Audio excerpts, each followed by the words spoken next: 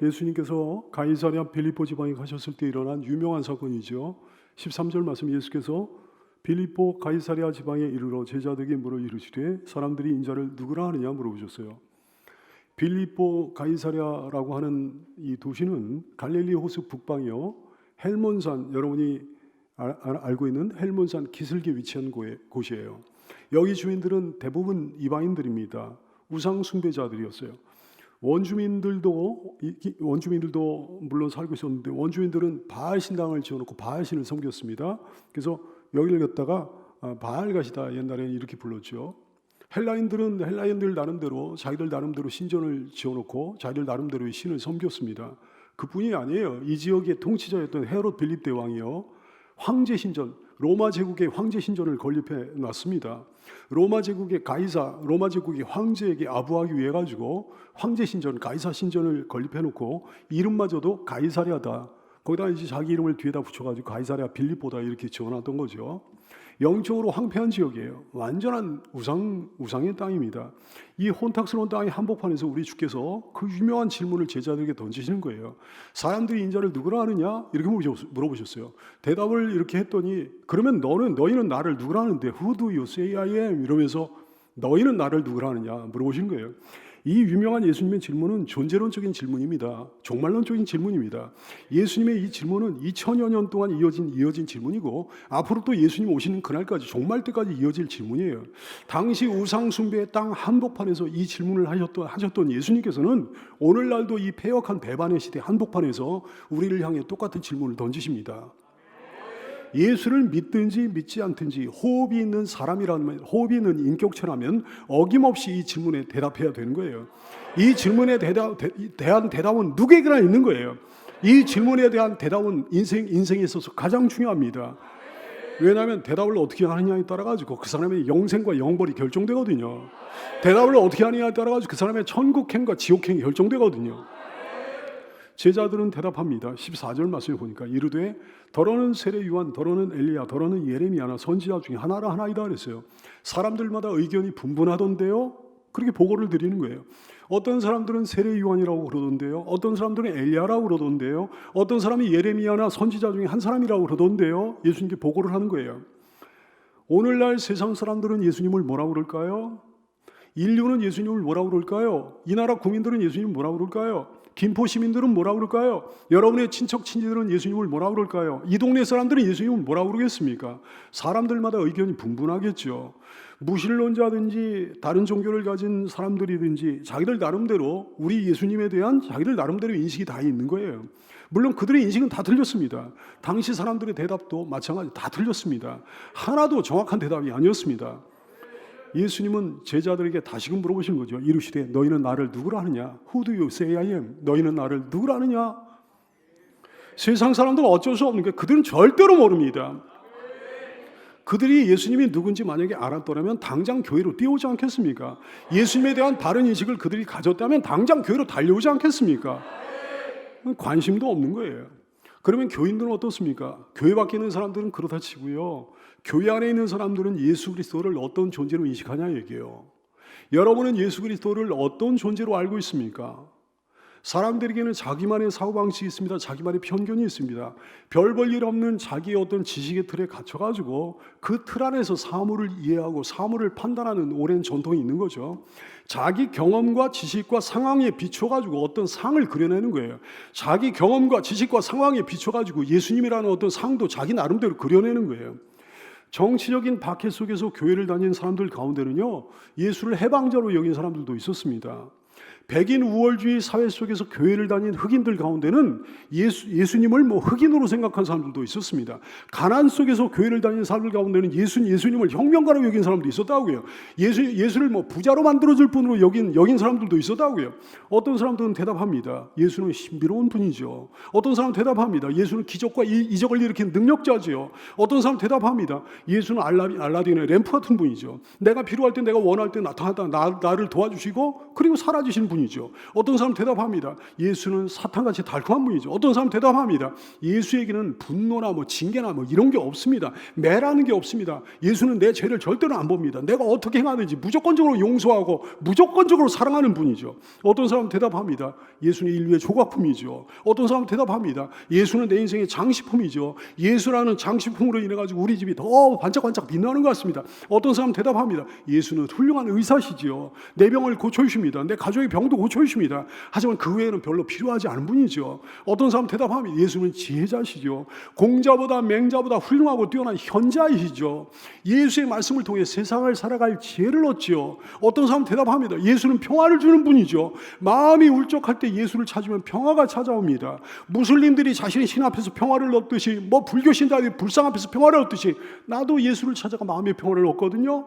어떤 사람 대답합니다. 예수는 도덕적으로 완전한 분이시죠. 오늘날 우리도 예수의 도덕을 본받아야 됩니다. 이런 거예요. 여러분 가운데는 예수님에 대해 이런 토막적인 지식, 단편적인 지식, 이상한 지식, 이런 지식만 가진 분이 없는 줄로 압니다. 이런 토막적인 지식, 단편적인 지식 가지고는 절대로 구원을 받을 수 없으니까 말이죠. 이런 토막적인 지식, 단편적인 지식만 가지고 있으면 절대로 신자라고 얘기할 수 없으니까 말이죠. 그러면 여러분은 예수님의 질문에 뭐라고 어떻게 대답하겠습니까? 예수님은 누구신가요? 예수는 어떤 분인가요? 나는 왜 교회 다니나요? 그리스도인이라는 어떤 사람을 그리스도인이라고 얘기하는 건가요? 나는 왜 예수를 믿고 있는 건가요? 여러분 뭐라고 대답하겠느냐 이게. 신자라고 그래도 조금씩은 다룰 수 있겠습니다. 교회에 따라 교파에 따라 교리에 따라 신앙생활, 신앙 컬러에 따라 전통적이고 보수적이고 성경적인 신앙을 가진 신자라고 그래도 조금씩은 다룰 수 있는 거예요. 한 교회 교인이라고 그래도 조금씩은 다룰 수 있는 거죠. 그러나 본질은 다룰 수 없는 겁니다. 본질은 같아야 되는 거죠. 어떤 사람이 길을 가다가 하늘을 쳐다보기 시작합니다. 한참 쳐다보고 있는데 길 가던 다른 사람이 너무 궁금해서 물어보는 거예요. 하늘에 뭐가 있습니까? 왜 이렇게 하늘 쳐다보세요? 먼저 보고 있던 사람이 대답합니다. 궁금하면 저처럼 하늘 보시죠. 그 사람도 같이 하늘을 쳐다보기 시작했어요. 또 다른 사람이 그와 같은 과정을 거쳐가지고 하늘을 보기 시작했어요. 한 사람, 두 사람 불어나더니 어느샌가 많은 사람들이 하늘을 이제 같이 쳐다보기 시작한 거예요. 그러던 중에 어떤 사람이 말했습니다. 아니 내가 지금 뭘 하고 있는 거지? 아니 내가 대체 왜 하늘을 쳐다보고 있는 거지? 그 사람 정신을 차리고 다시 자기 갈 길을 갔어요. 그러자 사람들이 하나 둘씩 내가 지금 왜 이러고 있는 거지? 왜 이러고 있는지? 그러면서 흩어지기 시작했어요. 교회가 지금 이렇게 돼가고 있는 거 아닌가요? 기독교가 지금 이렇게 돼가고 있는가요? 너무 가슴이 아픈데 교회가 이렇게 돼가고 있는 거 아닙니까? 사랑하는 성도 여러분, 목적이 뚜렷해야 되는 거 아니겠습니까? 믿는 대상이 뚜렷해야 되는 거 아니겠습니까? 그 대상에 대한 지식과 인식이 분명해야 되는 거 아니겠습니까? 그래서 말해줄 게 있어야 되는 거 아니겠습니까? 우리 신앙이 관역에 정확히 명중돼야 되는 거 아니겠느냐 이게. 그래야 하나님께 영광을 돌리고 우리 자신에게 영생과 구원이 되지 않겠습니까? 죄가 뭔지 아세요? 죄는요 관역을 빗나가는 게 죄예요. 사랑하는 여러분 혹시 관역을 빗나가고 있지는 않은지요? 여러분 지금 뭘 믿고 있습니까? 누구를 믿고 있습니까? 어떻게 믿고 있습니까? 이 질문에 대한 바른 대답을 하게 되기를 축복합니다. 오늘 여기에 보니까 사랑스러운 대답이, 한 위대한 대답이 나옵니다. 16절 말씀, 시몬 베드로가 대답하여 이르되 주는 그리스도시요 살아계신 하나님의 아들이시니이다. 실수 많고 허점도 많은 우리 사도 베드로가 위대한 대답을 한 거예요. 당신은 그리스도십니다. 그리고 당신은 하나님이십니다. 당신은 하나님의 아들이라는 대답은 당신은 곧 하나님이라는 대답이에요. 이 대답에는 정말 중요한 두 가지 의미가 있어요. 신앙 컬러가 기독교인들마다 조금씩 다른 건 그렇다고 해도 이 두 가지에 관한 하는 양보가 없는 거예요. 이 두 가지는 동일하게 가지고 있어야 되는 거예요. 그런데 이 두 가지 고백을 못하면서 교회를 오랫동안 다니는 사람, 이 두 가지 고백을 못하면서 교회에서 중층을 맡아 일하는 사람, 이 두 가지 고백을 못하면서 심지어는 목사짓을 하는 사람 말이죠. 목사 노릇을 하는 이런 종자들, 사랑하는 여러분, 이 두 가지는 우리 모두의 것이 되어야 됩니다. 이 두 가지가 이 종의 것이에요. 당연히 여러분 모두의 것이 되어야 되는 거죠. 우선 주는 그리스도라는 고백입니다. 그리스도는 세 가지 뜻을 가지고 있어요. 제사장, 선지자, 왕이라는 뜻을 가지고 있습니다. 제사장이요. 먼저는 제사장. 옛날에 제사장이 하는 역할이 뭐였습니까? 사람의 문제를 가지고 하나님께 나가는 자가 제사장이죠. 우리는 죄인이기에 우리 문제를 가지고 하나님께 나갈 제사장이 필요한 거예요. 우리는 죄인이기에 제사장의 사역이 없으면 우리는 다 죽는 거예요. 형벌받습니다. 저주받습니다. 예수님은 친히 제사장이 되어 당신 자신의 몸을 십자가의 제물로 바치심으로 이런 나쁜 일들을 막아주셨습니다. 모든 죄가 용서받도록 해주셨습니다. 유일한 대제사장, 위대한 대제사장이신 예수님을 믿습니까? 그 다음에 예수님은 선지자로 오셨다고요. 위대한 대선지자로 세상에 오신 예수님이십니다. 말씀으로 세상에 오신 예수님이십니다. 사랑하는 여러분, 사람들이 왜 망합니까? 왜 망하는지 압니까? 뭐 정치가 없어서 망합니까? 법이 없어서 망합니까? 법이 없어서 망하는 게 아니에요. 정치가 없어서 망하는 게 아니에요. 세상 지식이 없어서 망하는 게 아니에요. 돈이나 권력이나 뭐 이런 게 없어서 망하는 게 아니에요. 향락이 없어서 망하는 게 아닙니다. 하나님을 몰라서 망하는 거예요. 하나님을 아는 지식이 없어서 망하는 거예요. 호세아서 4장 1절 3절 말씀, 이스라엘 자손들아 여호와의 말씀 들으라. 여호와께서 이 땅 주민과 논쟁하시나니 이 땅에는 진실도 없고 인애도 없고. 왜? 하나님을 아는 지식이 없으니까. 하나님을 아는 지식이 없으니까 진실이 있을 리가 만무겠습니까? 거짓이 반치는 거죠. 인애가 있을 리가 있겠습니까? 오직 저주와 속임과 살인과 도둑질과 가는 뿐이요 포악하여 피가 피를 뒤음이라. 그러므로 이 땅이 슬퍼하며 이 땅은 하나님의 심판을 면할 수 없을 거다 그랬어요. 거기 사는 자와 들짐승과 공중에 나는 새가 다 쇠잔할 것이 바다의 고기도 없어지리라 그러셨어요. 하나님 심판을 면할 수가 없는 거예요. 왜? 하나님을 아는 지식이 없으므로. 호세아 4장 6절 말씀, 내 백성이 무슨 지식이 하나님을 아는 지식이 없으므로 망하는도다. 네가 하나님을 아는 지식을 버렸으니 나도 너를 버려 내 제사장이 되지 못하게 할 것이요 네가 네 하나님의 율법을 잊었으니 나도 네 자녀들을 잊어버리리라 그러셨어요. 무시무시한 경고의 말씀이에요. 두렵고 떨리는 경고의 말씀이에요. 이 두렵고 떨리는 경고의 말씀 귀 있는 자만 듣게 되는 거죠. 귀 있는 자만 듣고 움찔하게 되는 거죠. 선지자로 세상에 오신 예수님, 예수님은 우리를 망하게 하지 않으려고 말씀으로 세상에 오셨습니다. 하나님을 알려주려고 세상에 오셨습니다. 참된 지식을 일러주려고 세상에 오셨습니다. 하나님을 아는 지식을 일러주는 선지자가 되기 위해 세상에 오셨습니다. 또 예수님은 왕으로 세상에 오신 거예요. 영원한 왕, 우리 왕으로 세상에 오신 예수님을 경배합니다. 나라 대 나라의 싸움이 벌어지잖아요. 일생 동안 우리 행불행을 좌우하는 이 싸움이 벌어지잖아요. 마귀의 나라가 마귀 세력이 우리를 건드리고 못 살게 하고 괴롭히고 망하게 하고 막 그러는 게 온갖 방법을 다 동원해가지고 우리를 공격해 옵니다. 우리 힘으로는 절대로 대적할 수 없어요. 왕을 의지해야 되는 거예요. 우리 왕을 의지하면 우리 왕이 대신 싸워주시는 거죠. 우리 왕이 대신 이겨주시는 거죠. 우리 왕이 누구십니까? 예수님이십니다. 예수님은 우리를 거느린 왕이십니다. 예수님은 우리를 보호하시는 왕이십니다. 예수님은 우리를 보호하시는 보살피시는 왕이십니다. 우리를 통치하시는 왕이십니다. 우리 대신 싸우시는 왕이십니다. 우리 대신 승리를 주시는 왕이십니다. 예수님은 그리스도십니다 라는 고백만 있으면 안 돼요. 살아계신 하나님의 아들이십니다. 이 고백이 반드시 있어야 되는 거예요.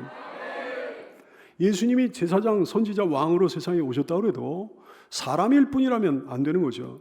그분이 그리스도심에도 불구하고, 그분이 우리 제사장이요 선지자요 우리의 왕이심에도 불구하고 그분이 사람에 불과하다면 우리에게 구원이 있을 리가 만무죠. 우리가 구원받을 수가 없는 거죠. 하지만 베드로는 이어서 고백합니다. 주님은 살아계신 하나님의 아들이십니다. 그래요 여러분, 그분은 하나님이십니다. 나를 그렇게나 사랑하셔서 나를 위해 세상에 오시고 나를 위해 당신 몸을 내던지시고 버리신 주님, 나를 위해 십자가에 못 박히신 그분은 천상천하의 유일한 신이십니다. 그 명백한 사실이 우리의 위대한 능력이 되는 거예요. 사랑하는 여러분, 지금 당장 세상 모든 미신과 모든 우상을 다 버리고 예수 그리스도 그분을 붙들게 되기를 바랍니다. 그렇게만 하면 당장 사탄의 손에서 해방되는 거예요. 지금 당장 기도응답의 문이 열리는 거예요. 축복의 문이 열리는 거예요. 지금 당장 구원을 받게 되는 거예요. 근데 교인들 가운데 많은 사람이 안 믿습니다. 교회에 왔다 갔다 하는 거예요. 덜렁덜렁 왔다 갔다 하는 거예요. 어중이 떠중이 왔다 갔다 하는 거예요. 교회 다니는 불신자예요. 교회를 평생 다녔는데 지옥에 떨어진 사람 한둘이 아닐 거예요. 수많은 사람이 안 믿습니다. 알기는 많이 알아. 근데 실제로 믿지는 않는다 이게. 주는 그리스도시요 살아계신 하나님의 아들이십니다. 이 사실 진짜 믿어야 된다 이게요. 그리스도시요 살아계신 하나님의 아들이신 분이 나의 주님이십니다. 나의 구주십니다. 나의 예수님이십니다. 나의 하나님이십니다. 위대하고 엄청난 믿음이죠. 이 신앙 고백만 확실하게 갖고 있으면 되는 거예요. 참으로 그분만 진짜로 믿으면 됩니다. 참으로 그분만 붙들면 됩니다. 그분만 굳게 붙들 수 있다면 인생 끝난 거예요. 참으로 그분만 굳게 믿는다면 다른 모든 게 다 쓸데없어요. 다른 게 다 별로 없는 것인 줄 그냥 알게 되는 거예요. 바울 사도가 그러셨잖아요. 예수님을 만나고 난 후에, 예수님을 믿고 난 후에 나는 모든 것을 배설물로 여긴다고 그러셨잖아요. 바울 사도가 세상적으로 여러분만 못한 분이 아닙니다. 우리만 못한 분이 아니에요. 세상적인 신분, 지식, 지혜, 가문, 이게 우리만 못한 분이 절대 아닙니다. 근데 그 모든 자랑할 만한 세상 것들을 배설물로 여긴다는 거예요. 똥처럼 오줌처럼 여긴다는 겁니다. 그분을 믿고 나니까, 참으로 믿고 나니까 그런 충격적인 변화가 일어난 거예요. 알고 보니까 다른 것들은 다 시시하더라는 거예요. 다른 것들은 개떡이 불가다는 거예요. 다른 것들은 우습기 짝이 없다는 거예요. 내가 예수 그리스도를 알고 나니까, 그분의 은혜와 복을 알고 나니까, 그분이 어떤 분인지를 알고 나니까, 그분의 사랑과 은총의 풍성함을 알고 나니까, 내가 천국 영광과 영생과 상급을 알고 나니까 세상에 어떤 부와 명예와 권력도 시시하기 짝이 없다는 거죠. 세상에서 중시하는 모든 것이 시시하기 짝이 없다는 거예요. 지금까지 귀히 여겼던 모든 게 시시하기 짝이 없다는 거예요. 여러분 가운데 이 신앙 고백의 위대한 능력이 당장 역사에서 그간의 고민거리가 됐던 세상적인 그 모든 문제들이 똥이나 오줌처럼 시시하기 짝이 없게 여겨지는 역사가 일어날 수 있기를 축복합니다. 여러분, 우리가 섬기고 있는 예수 그분이 중요해요. 우리가 믿고 사랑하고 따르는 예수 그분이 중요합니다. 그분으로 인해 어떤 병자가 어떻게 낫는지 그것도 중요하다 얘기할 수 있겠어요. 근데 그게 초점은 아니야. 그분으로 인해 가지고 어떤 희한한 능력이 나타났다, 어떤 위대한 기적이 일어났다, 그것도 중요한 일이지만 그거 자체가 초점이 아니에요. 그 일을 하신 분이 누구인가, 이게 초점입니다.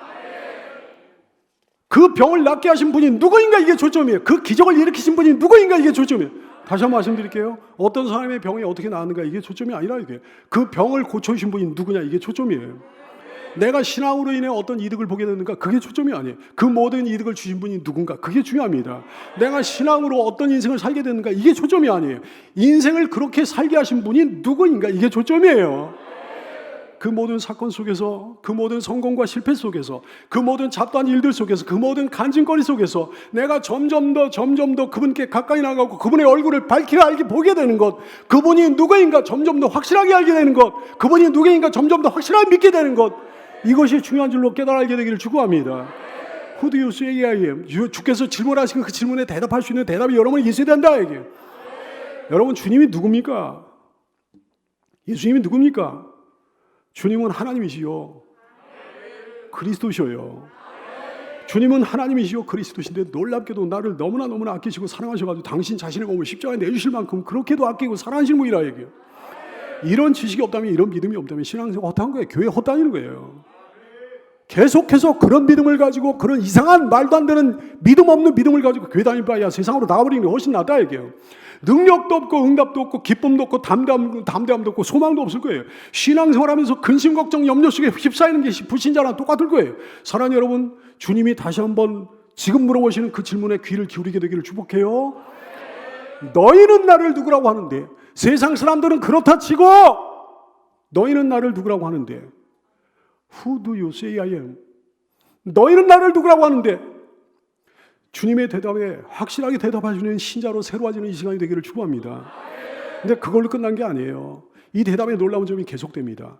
제가 당신의 사람입니다라는 고백이 이 고백 속에 묻어있는 거거든. 주는 그리스도시요 살아계신 하나님의 아들이십니다. 이 고백을 한 이 고백 가운데는 내가 주님 당신의 사람입니다. 주님 저를 받아주세요.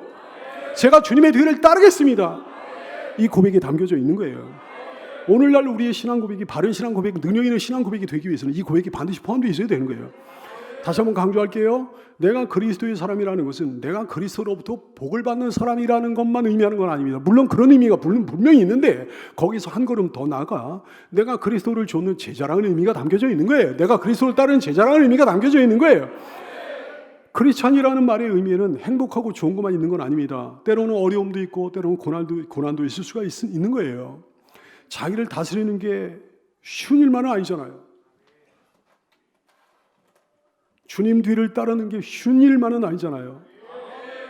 복음을 전하는 게 쉬운 일만은 아니잖아요. 믿음과 순종의 삶을 사는 게 어려움과 고난을 줄 수 있는 거잖아요. 그러나 그래도 크리스찬으로 살아야 되는 거죠. 비록 어려움과 고난이 있다 하더라도 그 결말은 항상 해피엔딩이니까요. 주님이 보시고 주님이 기억하시고 주님이 갚아주시고 주님이 봉하시고 주님이 인정하시고 칭찬하시고 상급을 주시기 때문입니다. 주를 향한 신앙 고백이 말로만이 아니라 삶으로도 행동으로도 표현되는 복 있는 성도가 될 수 있기를 축복합니다. 베드로가 이 신앙 고백을 하자 바요나 시모나 네가 복이 있도다. 예수님 말씀하셨어요.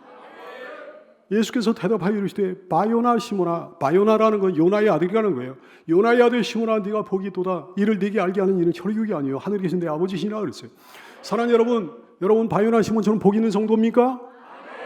오늘 주께서 말씀하셨어요. 하나님께서 말씀하셨어요. 바요나 시몬아, 네가 복이 있도다 그러셨어요. 얼마나 복이 있는 사람이에요. 바요나 시몬아, 네가 복이 있도다. 바요나 시몬 대신에 자기 이름을 넣어가지고 한번 외쳐보겠습니다. 바요나 시몬아, 네가 복이 있도다. 자기 이름을 넣어가지고 시작. 백목사야, 네가 복이 있도다. 옛날에 기자가 주나라 무왕으로부터 질문을 받았습니다. 복이란 뭐냐? 기자가 무왕한테 대답합니다. 복에는 5가지가 있습니다. 첫째는 장수요, 둘째는 부유함이요, 셋째는 강령이요. 강령은 뭐 이렇게 평안하게 사는 것, 건강하고 평안하게 사는 것, 이걸 강령이라고. 넷째는 덕을 좋아하는 거예요. 다섯째는 제명대로 살다가 편안하게 인종을 맞이하는 겁니다. 이렇게 5가지 복을 얘기했어요. 여러분 어떻게 생각합니까? 기자가 얘기한 이 5복이 진짜 복인가요? 그래요, 복이기도 할 거예요. 하지만 그렇게 살다가 제명대로 죽었어.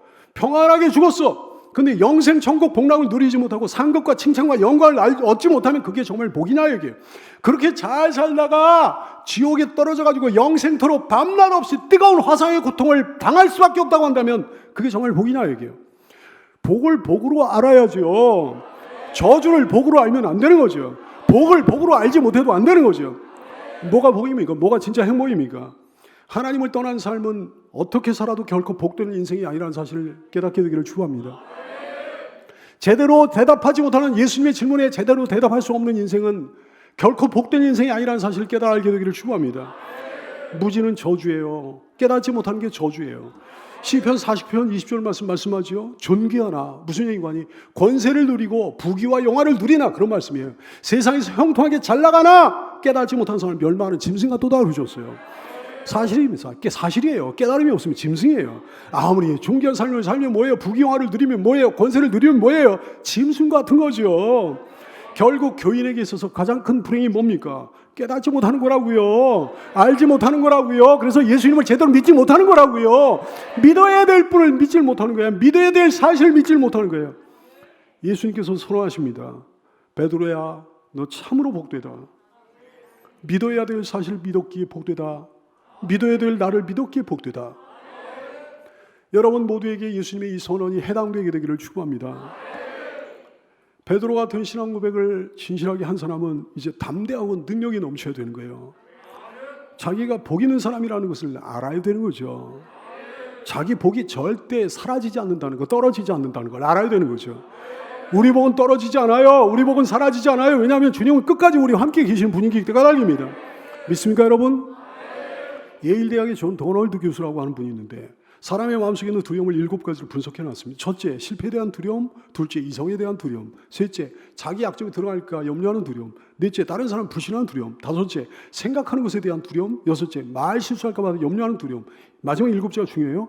혼자 되기가 두렵다는 거예요. 홀로 있기가 두렵다는 거예요. 가장 큰 두려움이 아닐까요? 홀로 될까 봐 두려워하는 두려움은 버려질까 봐, 왕따 당할까 봐 두려워하는 두려움. 근데 이 두려움은요, 온전한 신앙 고백을 하시는 사람과는 상관이 없는 거예요. 요한일서 4장 18절 말씀 그러셨거든요. 사랑 안에 두려움이 없고, 누구의 사랑? 예수님의 사랑 안에 두려움이 없고, 온전한 예수님의 사랑이 두려움을 내쫓나니 두려움에 형벌이 있습니다. 두려워하는 자는 사랑 안에서 온전히 이루지 못하느니라고 하셨어요.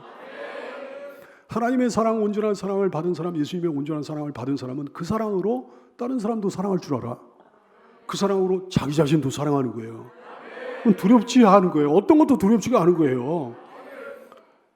여러분에게 이런 평안함이 있습니까? 이런 고요함이 여러분의 마음속에 있나요? 다른 데서 안 나옵니다. 온전한 믿음에서 나오는 거예요. 다시 한번 묻겠습니다. 온전한 신앙 고백이 여러분에게 있습니까? 온전한 신앙 고백은 단순한 지식이 아닙니다. 그건 삶의 능력입니다.